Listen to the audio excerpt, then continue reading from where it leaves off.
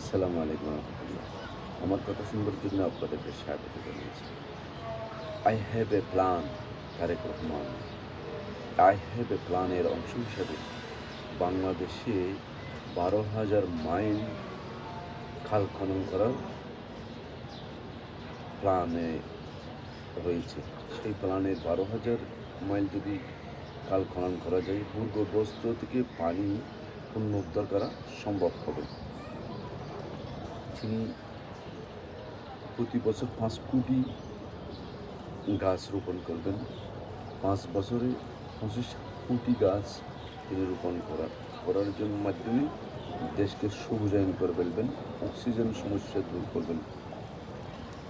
বর্জ্য পুড়িয়ে বিদ্যুৎ উৎপাদন প্ল্যানের অংশ। প্রবাসী শ্রমিকদের দক্ষ টেকনিক্যাল বিষয় শেখার জন্য কলেজ পুনর্গঠন। বেসরকারি হাসপাতালের অংশীদারিত্ব তার প্ল্যানের অন্যতম অংশ।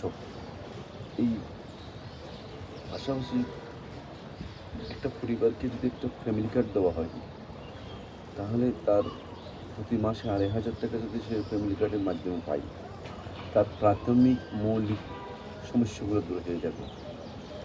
একজন কৃষক যদি ন্যায্য মূল্যের একটা যদি কৃষি কার্ড পায়, তাহলে তার মধ্যস্বত্বকারী ভোগান্তি দূর হবে।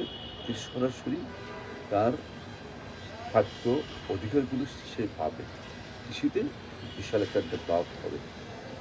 একটা পরিবার, একটা কৃষক, একটা ফ্যামিলি, একজন মানুষ যদি একটা স্বাস্থ্য কার্ড পায়, সেই স্বাস্থ্য কার্ড যদি প্রাথমিক শিক্ষা যদি সে সারতে পারে, তাহলে আর কি লাগে? তাহলে আমরা এই বিশ্বের অন্যতম ঘনবসতি দেশ বাংলাদেশে এই প্রাথমিক মৌলিক এই সেবাগুলো যদি আমরা রাষ্ট্র থেকে পাই, তাহলে রাষ্ট্র তো আমাকে দেখছে, আমি রাষ্ট্রকে দেখব না কেন? তাহলে তৃণমূলের সকল পর্যায়ের সাধারণ জনগণ এবং বিপ্লবের যে আকাঙ্ক্ষা, ক্ষমতা নয় জনতা, সেই জনতার আকাঙ্ক্ষা পূরণ হবে বলে এই প্ল্যানে পরিষ্কারভাবে ফুটে উঠেছে। এই হ্যাভ এ প্ল্যান যদি আমরা একটু চিন্তা করি, এটা পজিটিভলি দেখি, তাহলে আমরা আমাদের দেশের জন্য কল্যাণ বয়ে আনতে পারব।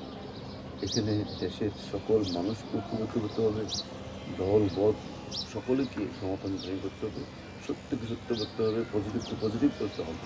সবাইকে ধন্যবাদ। সালাম।